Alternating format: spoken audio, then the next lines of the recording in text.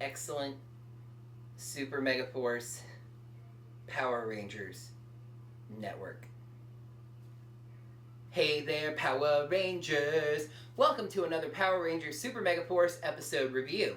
Today I'm reviewing episode 5, Samurai Surprise! The episode starts with the Armada as we hear Prince Vicar make his first direct reference to his father, the Emperor.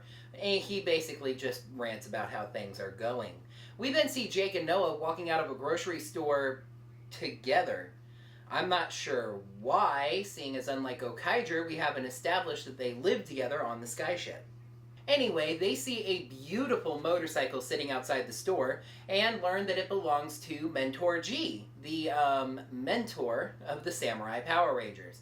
They don't realize who he is until after he's gone, though. Meanwhile, back on the Armada ship, Vicar's father has sent a commander, Megaforce, to help take out Earth. When Vicar learns that his father is upset that it's taking so long, he decides to take matters into his own hands, going down to Earth with Megaforce and the rest of his crew. The Rangers confront them, and Troy actually gets a really strong character, confident line.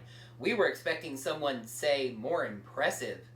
The Rangers actually bother morphing into Megaforce this time, but it's only a short fight before they go Super. They each announce themselves after they morph, Super Mega Red, Super Mega Blue, etc. After which Vicar says, Super Mega, hurry up and destroy them already. It was pretty funny. Then, the moment. The singular moment that we've all been waiting for. The Rangers go Legend mode and access the powers of the Mighty Morphin Power Rangers. They actually name off all of the weapons and they look great. Unfortunately, this fight is meant to show off Megaforce's power, and he wipes the floor with them. I'm going to take a quick time out here because I have a personal issue. Following the message boards and things as I do, I found a lot of people who were really upset that the footage made the Mighty Morphin Power Rangers look so weak. Listen, the Mighty Morphin Power Rangers were not gods. They were just Rangers. Being the first doesn't make you the best or the strongest. They got pushed around more than a few times. This was a strong monster. It happens. But hey, if you're one of those people who just can't handle the way that this was done, just tell yourself it was because the Super Mega Rangers were misusing the Mighty Morphin powers. The original Mighty Morphin Power Rangers would have wiped the floor with that guy. Back to action. The Rangers switch to Lost Galaxy, but it doesn't do them any more good.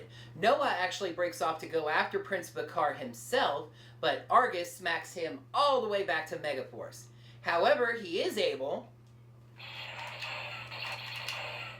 to get some blasts off, and he hits Prince Vicar. The Prince is a total wuss. He flails and he screams over just a little scratch, and the bad guys retreat. Back in the mall, the boys are at the juice bar talking about what a tough monster this guy is. Then somebody shows up at the bar to offer them some advice. Yes, folks, it's Jaden, the Samurai Red Ranger, and we are shown some clips to reinforce this. He says that he knows who the Rangers are, and he knows what they're up against because the Samurai Rangers have been watching them.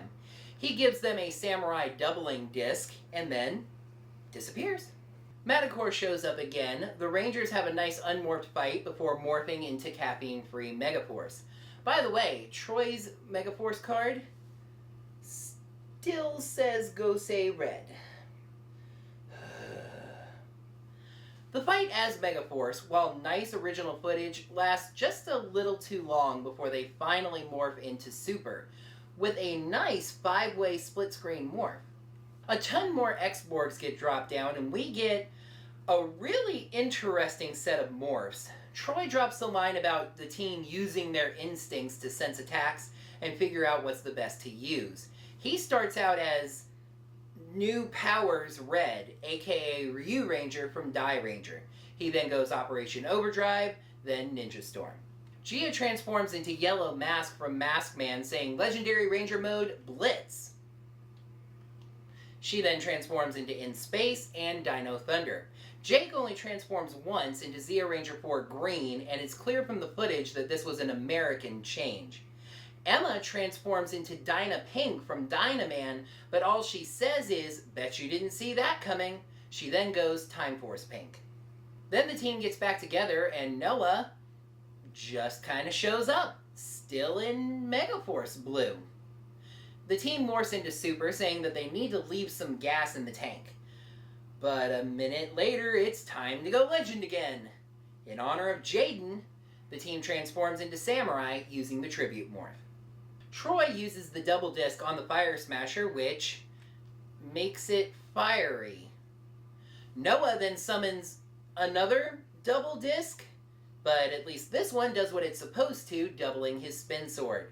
The team then finishes off Megacore with the Super Mega Saber Blast, and it's Zord time. They use the legendary Wild Force Megazord, but its Mega Roar proves ineffective. G and Jaden are watching down below and somehow unlock the Samurai power to use Megazords. This allows the Red Lion to fully combine with the legendary Megazord, forming the legendary Samurai Megazord. They use the Samurai Fire Smasher Samurai Strike, and boom. G and Jaden get a cute scene at the end, and they leave. The final scene in the Megazord cockpit, though, felt like the end of a baby show like Barney. Well, kids, we sure had a lot of fun today. We sure did. We kicked monster butt. It sure was nice of Mr. Jaden to come by and let us use the double disc. This episode is a step backwards, and that's disappointing because this is the first episode that actually seems to try to pay tribute to one of the past seasons. To see why I'm disappointed, let's go to the flags. Episode 5, Samurai Surprise. Pros: great to see prior actors, fun to see lots of suit changes. Cons: more inconsistent writing, trying to force Megaforce on us, and maybe not the best footage to debut Mighty Morphin. Samurai Surprise raises 2 flags out of 5. Interestingly enough, this episode actually cemented my decision on whether or not to use half flags, because if I was, I would probably give this episode a 2.5. But if I did that, I might as well give it a 5 out of 10, and that's just a lot of flags. Besides, if I'm not willing to give the episode a 3, then it's a 2. And I can't give it a 3. My biggest problem with this episode is that it seems clear that they got it in their heads that the footage that we've been given has been devaluing the Megaforce suits, and they wanted to try to make us care about the Megaforce powers again. But we don't. Don't keep shoving last season's powers in our face. Let us revel in the pirate joy of Super Megaforce. Especially in an episode where you're trying to pay tribute to one of the past seasons. Blech. Well, that's it for this week. Make sure to like the video by clicking the thumbs up button below the video. Click to subscribe, share the video, and leave some comments. What did you think of this episode? Click to see the past episode review, A Lion's Alliance, along with the latest episodes of the Miami Sports Report, Almost Interesting, and Almost Gaming.